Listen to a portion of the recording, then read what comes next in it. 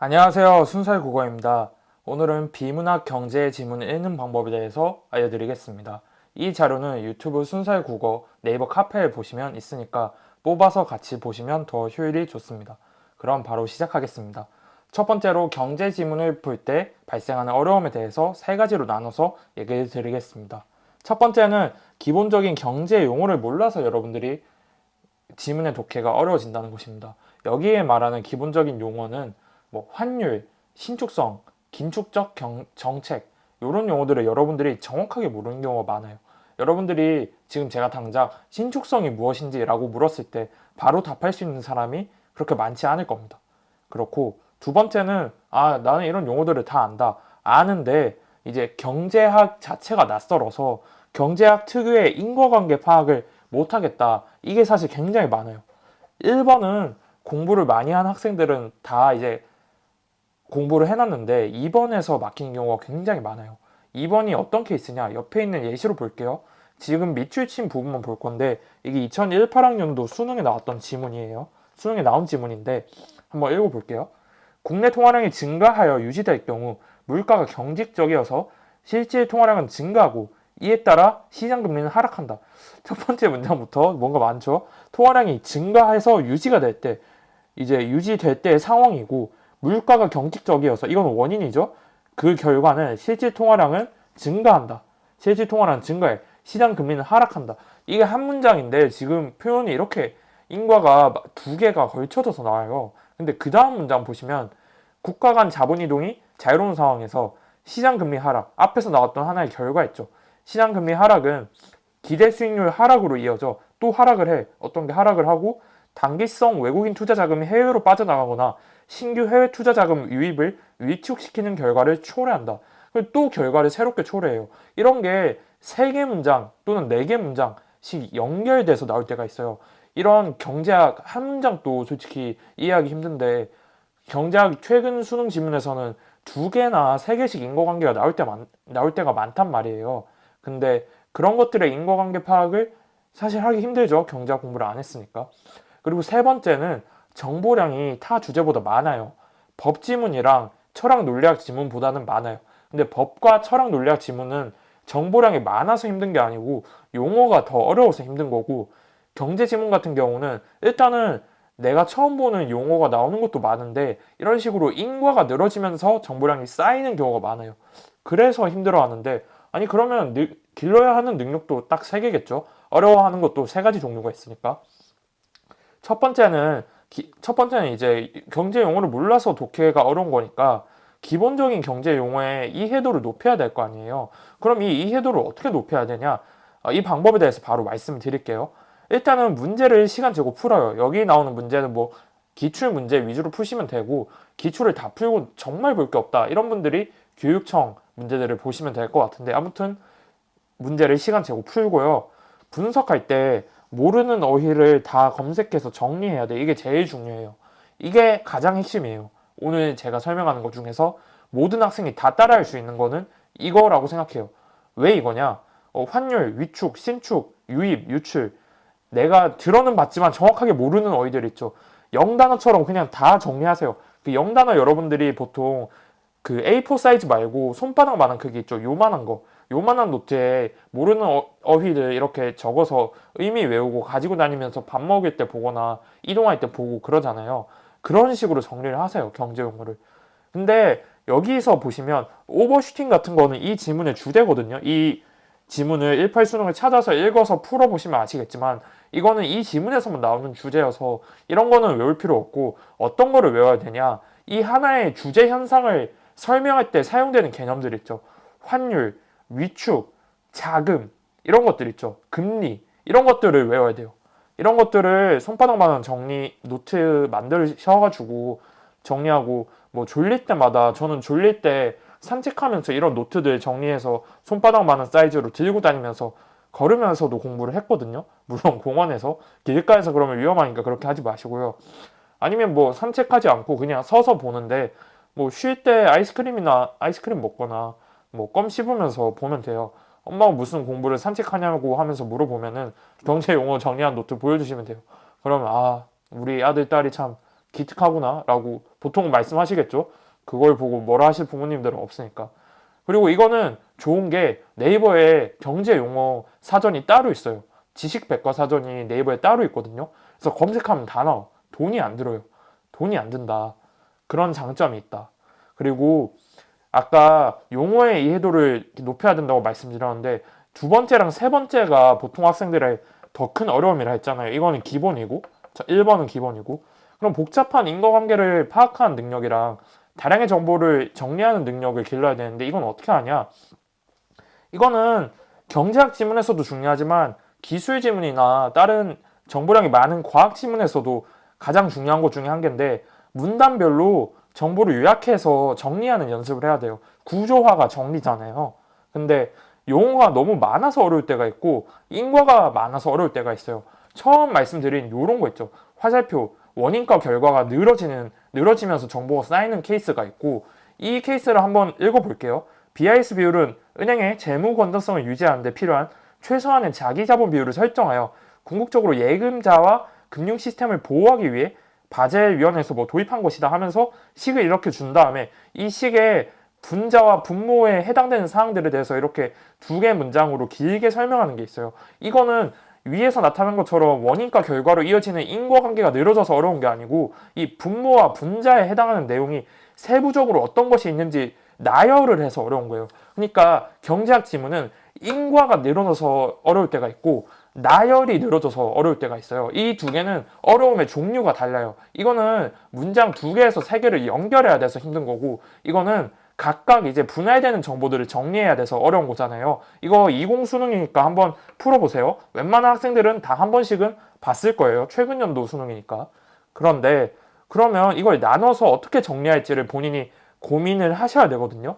쌤, 이거 그냥 이거 어떻게 정리하는지 알려주시면 안 되나요? 라고 생각을 하실 분들을 위해서 제가 생각하는 방법을 말씀을 드리면요. 일단 전제부터 얘기를 드리면 경제학 지문이 최근에 이제 한 지문에 5문단에서 7문단이 나와요. 근데 이렇게 용어가 쏟아지는 거든 인과가 나오는 거든 많아야 이 중에서 2개 문단밖에 안 나오거든요. 자, 여기서 현실적인 솔루션. 그냥 손으로 써서 정리하세요. 그 순간에. 손으로 써서 정리해. 그게 제일 나아.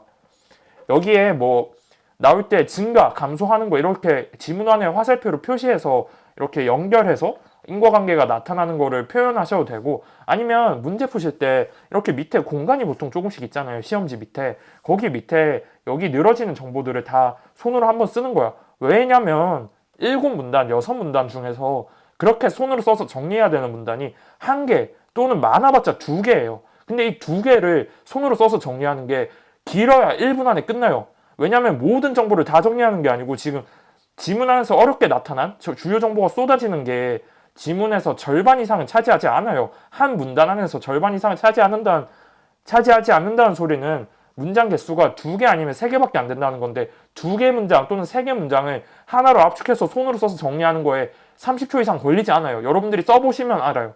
이게 제일 현실적이에요. 왜냐면 비문학은 시간 줄이려고 하면 무조건 정확도가 떨어져요. 속도랑 정확도가 같이 갈 수가 없어. 속도를 줄이면서 정확도를 높인다? 그런 방법이 비문학에 거의 없어요. 거의. 그래서 가장 현실적인 방법은 손으로 써서 정리하는 30초와 1분을 투자하는 거예요. 그 30초 1분을 투자했는데 나는 그 30초 1분 때문에 보기 문제, 킬러 문제 하나를 못 푼다. 그런 학생들은 그냥 문학에서 시간을 줄여야 돼. 제가 거듭해서 얘기하지만 비문학에서 시간을 줄이려고 하면 안 된다고. 이걸 손으로 써서 정리하는 연습을 해야 돼. 물론 6문단, 7문단을 다 정리하는 건 말이 안 되지. 근데 이렇게 인과가 어려울 때 그리고 나열이 존나 많을 때는 손으로 써서 정리하는 연습을 하시거나 두 번째 방법이 이상적인 방법인데 이렇게 쏟아지거나 이렇게 쏟아질 때 가장 중요한 1개 문장이 존재해요. 무조건. 근데 그거를 선별을 해놓는 거는 본인이 진짜 고민을 많이 해야 돼. 제가 어떻게 선별을 하냐면 여기서 식으로 분모식으로 준 거는 위험 가중 자산분의 자기 자본이잖아요. 근데 문장에서는 기본 자본, 보완 자본, 단기 후순위 채무 이렇게 세분화를 하잖아요. 그럼 전 이 세분화를 이렇게 괄호로 묶고 이게 각각 어떤 내용인지 안 외워요. 왜냐면 식에서는 자기 자본으로 표현을 했잖아. 그럼 내가 굳이 이거를 이렇게 어떻게 외워? 솔직히 이 식도 못 외우겠어. 그럼 난 이거는 그냥 괄호로 묶어버리고 자기 자본에만 네모 처리를 해요. 이러면 이 세 개가 여기에 속한다는 사항은 내가 표시를 하면서도 선택지에서 요구할 때 선택지에서 만약에 보안 자본과 기본 자본 같은 것들에 대해서 세부적인 판단을 요구하면 괄호 표시를 쳐놨으니까 내가 지문 읽을 때 보통 세부적인 사항들은 괄호 표시를 해서 한 가지 사항으로 묶어 놓으니까 선택지에서 요구할 때 더 빠르게 돌아와서 판단할 수 있겠지. 근데 이거는 잡기술이에요. 존나 잡기술이야. 이 손으로 써서 정리하는 게 난 더 전공파라고 봐요. 왜냐면 이렇게 하는 거나 아니면 중요한 문장을 뽑아내는 나만의 논리를 키우는 거는 능지 문제야. 근데 손으로 쓰는 거는 능지 문제가 아니야.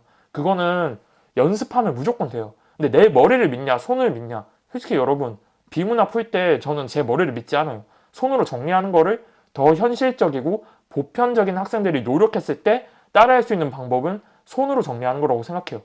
그래서 내가 능지가 엄청 뛰어난 것 같다는 느낌이 드는 게 아니면 손으로 써서 정리를 합시다. 30초에서 1분이다. 30초에서 1분 안에 그 한 문단에서 쏟아지는 주요 정보를 써서 정리하는 연습을 해봐야 돼요. 6평이 지금 한 달 남았잖아요. 한 달 남은 이 시점에 해보는 게 제일 좋아. 제일 좋아. 한 달 동안 경제 지문이랑 기술 지문에 이런 요소들이 많단 말이에요. 거기서 이렇게 끄집어내서 가장 어려웠던 한 문단 또는 두 문단을 끄집어내서 내가 정리하는 연습을 해야 돼. 나열이 나올 때는 어떻게 정리를 할지, 그리고 인과가 나올 때는 어떻게 정리를 할지를 본인이 나눠서 연습을 해봐야 돼요. 이 두 개는 정보의 종류가 달라요.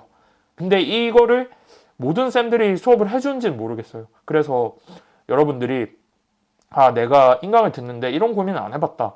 아니면 나는 인강을 안 듣고 혼자 공부하는데 어렴풋이 이런 어려움이 있다는 건 알았는데 이런 방법이 있었구나 라고 생각이 드시는 분들은 한 달 동안 솔직히 나는 이 방법에 자신 있거든요. 여러분들 뒤통수 치는 방법은 절대 아니라고 생각해요. 그렇기 때문에 30일 연습하고 6평 가보세요. 여러분들이 문학이랑 선택 영역을 얼마나 공부하셨는지 모르겠지만 문학이랑 선택을 무난하게 풀어내고 비문학 푸는 시간이 25분에서 30분 내외로 간당간당하게 확보가 돼 있다. 그러면 이 방법이 도움이 안 될 수가 없어. 이 방법으로 풀면 뭐 100점이 나온다 이런 말은 아니지만 틀린 문제, 한 문제, 두 문제는 건져낼 수 있어요. 이렇게 정리를 하면 이 부분에서 보통 어렵게 내잖아요. 보통 그리고 이 두 개에서 어렵게 내잖아요. 거기서 나오는 문제의 정확도가 현저하게 올라갈 겁니다. 그거는 여러분도 들어보셨으면 아실 거예요. 내가 그냥 머리로 푸는 것보다는 30초 투자해서 손으로 쓰는 게 낫겠구나 라는 생각이 어렴풋이 드실 테니까 그 어렴풋한 생각을 행동으로 구체적으로 옮겨보세요. 그리고 댓글로 달아보세요. 나 손으로 써봤는데 이게 좀 힘든 것 같다. 30초 안에 안 써지는데 어떻게 해야 되냐. 그런 거 다 댓글로 다시면 제가 답변을 드릴게요. 그거는 제가 다 답변을 드릴게요. 원래 제가 유튜브 댓글에 항상 모든 댓글에 다 답글을 달진 않거든요. 근데 이 영상에 이 공부를 해보고 나서 다는 모든 댓글들에 대해서는 답변을 다 성실하게 달아드릴게요. 그거는 약속할게요, 제가. 그러니까 한 달 동안 연습을 해보셨으면 좋겠습니다. 네, 오늘 영상은 여기까지고 오늘 영상 내용을 크게 3개로 요약을 해볼게요. 첫 번째는 이제 경제 지문을 공부할 때는 크게 3개로 공부해야 돼요. 경제 용어를 공부해야 되고 두 번째는 정보가 많이 나오는 상황이 있는데 많이 나오는 상황이 2개다. 첫 번째는 이제 인과가 늘어질 때가 있다. 그리고 두 번째는 요소가 쏟아질 때가 있다. 그래서 이거를 2개로 나눠서 공부 방향을 정해야 된다. 첫 번째는 모르는 어휘가 나올 때 네이버 사전, 네이버 경제 지식백과 사전이 따로 있으니까 검색해서 제발 외우자. 단 그 지문에서 주제로 나오는 현상, 오버슈팅 같은 주제 현상 말고 환율 같은 기본적인 어휘들 손바닥만한 노트에 정리해서 외우자. 두 번째, 정보가 나열되거나 인과관계가 늘어질 때 상황에서 내가 손으로 써서 정리를 하는 연습을 하던가 아니면 머리로 이제 중요 정보를 선별하는 논리를 내가 세우던가. 근데 그 논리를 세우는 게 대부분의 학생들이 못해요. 인간 강사가 뭔가 제시를 했으면 그걸 그냥 수용해서 체화를 해도 괜찮은데 그게 있는지는 모르겠어요. 저는 인강을 안 들어봐서. 근데 내가 쓸만한 논리가 없는 것 같아. 그러면 손으로 쓰는 연습을 해보자. 손으로 셈 치고 한 달 해보자. 손에 절대 안 본다. 절대. 하여튼 여러분들 요거 연습을 해보셨으면 좋겠습니다. 오늘 영상 여기까지고 도움이 되셨으면 구독이랑 좋아요도 한 번씩 부탁드립니다. 감사합니다.